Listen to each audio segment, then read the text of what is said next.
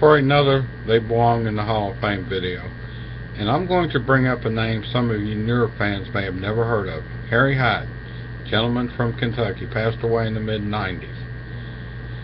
This was before I started going to the Louisville Fairgrounds Motor Speedway, but Harry Hyde fielded a very potent team, two-car Pontiac team for drivers Jesse Barrett and Andy Hampton in the Louisville Fairgrounds Speedway late model division.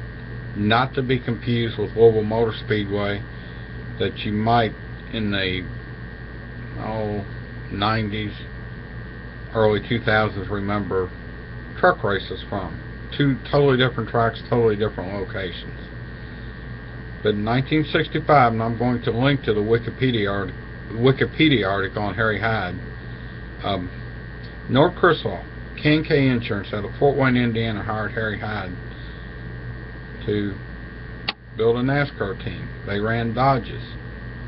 Well, they went, Gordon Johncock drove some, Earl Balmer, even Charlie Glotzbach drove some, but they eventually settled on Bobby Isaac, the late Bobby Isaac. They started winning races. They won, I think, 17 races in 1969, but lost the championship. Along the way, they got Chrysler factory help. Then in 1970, won some more races in the championship. Isaac stayed through the team partway through 72. In fact, he won the first televised flag-to-flag full-distance race ever in NASCAR history at Greenville Pickens. It's on YouTube, the whole race. You got a couple hours to kill. Watch it. Pretty interesting. But 1970, after Isaac left, Buddy Baker took over, won some races, stayed partway through 74. 74 was a bad year for him. Dave Marcus come in 75, got his first win in 75, drove for him in 75 and 76, and 3 of his 4 wins were with the K&K Dodge. Neil Bonnet drove it under the Kursloff banner until it was sold to J.D. Stacy in 76 and won a couple races still with Harry Hyde. But Harry Hyde and J.D. Stacy, well, nobody that was involved with J.D. Stacy would tell you anything good about him. Kentucky coal miner, but I'm not getting into that. And as Harry Hyde went along, you can read this on Wikipedia, but his biggest contribution, in my opinion, came in 1984.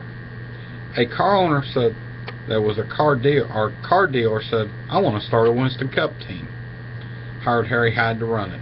Leased engines, leased rear gears. Hired Jeff Bodine to drive it. Well, they started off decent. I looked this up on Ultimate Racing History, by the way. But then they had some trouble. And by the race before Martinsville, which I believe was North Wilkesboro, they used to run the 2 short track races back to back. The owner went to Harry Hyde and said, hey, we're shutting down. I can't do this anymore. Harry Hyde went to the owner and said, let's go to Martinsville. Jeff Bodine's awful good there. Well, they went to Martinsville, and this owner elected to go to a church service, I believe it was, with his wife that day and not go to the race or listen to it on the radio. When he got out of church, he called his wife and said, how'd our car do? Called his mother, I'm sorry. Said, how'd my car do? Well, you blew up or something. And she was joking. Jeff Bodine had won Martinsville. And this car owner, later they got some sponsors. By 86, they were a 2-car team. Harry Hyde then paid, and they won Daytona in 86 with Gary Nelson crew chiefing and Jeff Bodine driving. They had paired Harry Hyde with Tim Richmond. You can read this on the Wikipedia article I'll link to.